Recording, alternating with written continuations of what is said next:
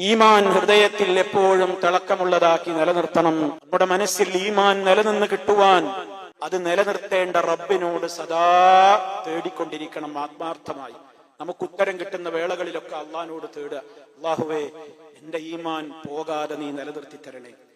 തന്റെ ജീവിതത്തിന്റെ ഓരോ സെക്കൻഡുകളെ കുറിച്ചും നമ്മളെല്ലാ ഡെയിലിയും കിടക്കുമ്പോൾ ഒന്ന് ആലോചിക്കണം, ഇന്നത്തെ ദിവസം ഞാൻ എന്തൊക്കെ തെറ്റുകൾ ചെയ്തു. മുഴുവൻ തെറ്റുകളോടും അള്ളാഹുവിനോട് പൊറുക്കലിനെ തേടി തൗബ ചെയ്തുകൊണ്ടായിരിക്കണം കിടന്നുറങ്ങേണ്ടത്.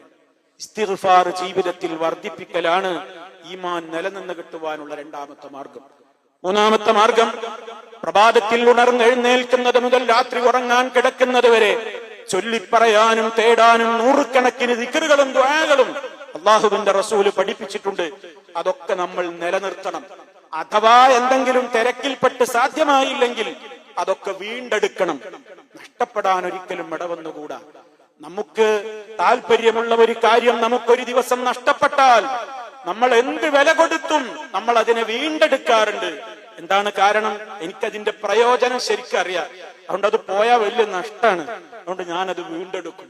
അതുകൊണ്ട് എല്ലാ ദിക്റുകളും ദുആകളും അർത്ഥം പഠിച്ചറിഞ്ഞ് നമ്മുടെ നിത്യജീവിതത്തിൽ നിലനിർത്തണം. നാലാമത്തെ മാർഗം, ഇൽമിന്റെ മജ്‌ലിസുകളിൽ നിങ്ങൾ ഹാജരാവണം.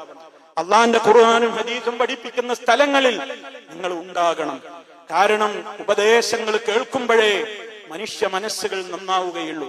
ഉപദേശങ്ങൾ കേൾക്കുന്നതേ വിശ്വാസിക്ക് പ്രയോജനപ്പെടുകയുള്ളൂ. അതവന്റെ ഈമാനിനെ വർദ്ധിപ്പിക്കും.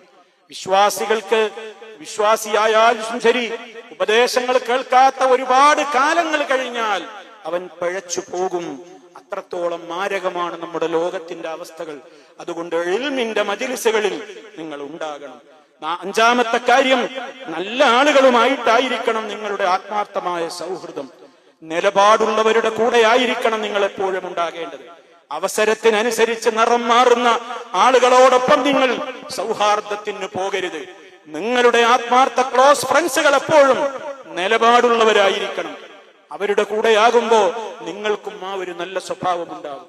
അതല്ലെങ്കിൽ ഒപ്പം കൂടികളുടെ കൂടെയാണ് നമ്മളും കൂടുന്നതെങ്കിൽ നമ്മളും അറിയാതെ ഒപ്പം കൂടി എന്ന സ്വഭാവക്കാരനായി, അവസരവാദി എന്ന സ്വഭാവക്കാരനായി നമ്മളും പതിക്കും.